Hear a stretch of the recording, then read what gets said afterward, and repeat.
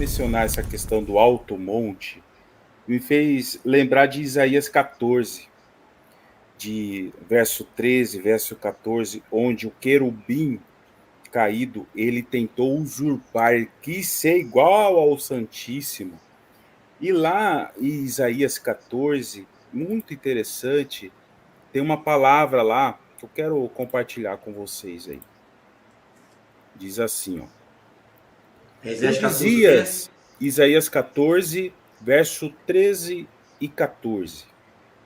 Isaías 14, verso 13 e 14. Isso. E diz assim, ó. Tu dizias no teu coração, falando para Satanás, eu subirei ao céu, acima das estrelas de Deus exaltarei o meu trono, e no monte da congregação me assentarei, nas extremidades do norte, ou seja, no alto do Zafon, esse norte significa Zafon, subirei acima das mais altas nuvens e serei semelhante ao Altíssimo. Tem algumas palavras interessantes aqui no original que mostra realmente de que ali existe um alto monte. Diz assim, acerca disso. Qual é o versículo que fala isso? O verso 13 diz assim, ó. Ali é o monte da congregação, não é isso? Exatamente, o monte da congregação. Então, esse monte é Har, monte da congregação.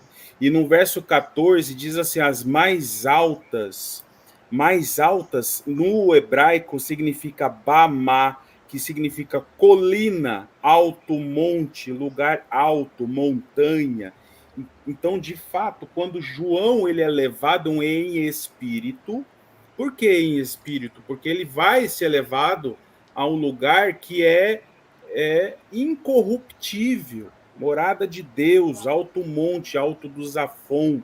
E ali ele tem essa experiência de ver a Nova Jerusalém que também é incorruptível, onde a contaminação não entra.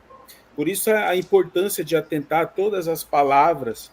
E o pastor Pedro comentou algo muito interessante também, que a cidade ela vai apresentar uma história da igreja glorificada. Eu fiz aqui um apanhado acerca dessas portas, que também mostra uma linha histórica acerca desta trajetória que envolve a redenção dos filhos de Deus. Lá em Números, capítulo 2, nós temos também 12, a preparação ali das 12 tribos de Israel ao redor do tabernáculo. E existia ali, ao leste, 3 tribos, ao sul 3 tribos, ao oeste também 3, e ao norte também 3 tribos. No leste temos Judá, Issacar e Zebulon. E leste fala do Oriente, ou seja, o sol da justiça, o nascer do sol vai apontar para o sol da justiça, o próprio Senhor Jesus, que é da tribo de Judá.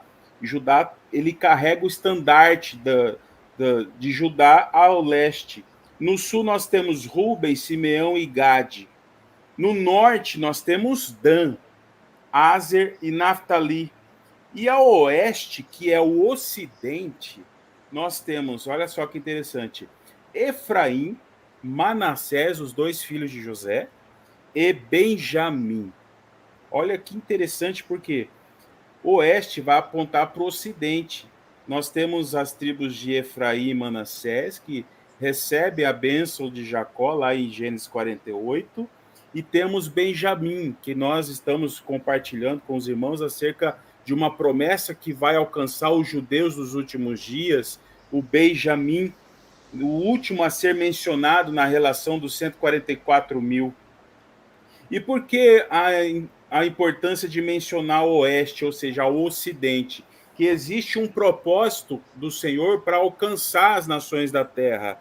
E quando nós realizamos uma vistoria, uma pesquisa acerca dos cristãos que estão no mundo, nós vamos perceber que mais de 80% de cristãos estão concentrados ao Ocidente.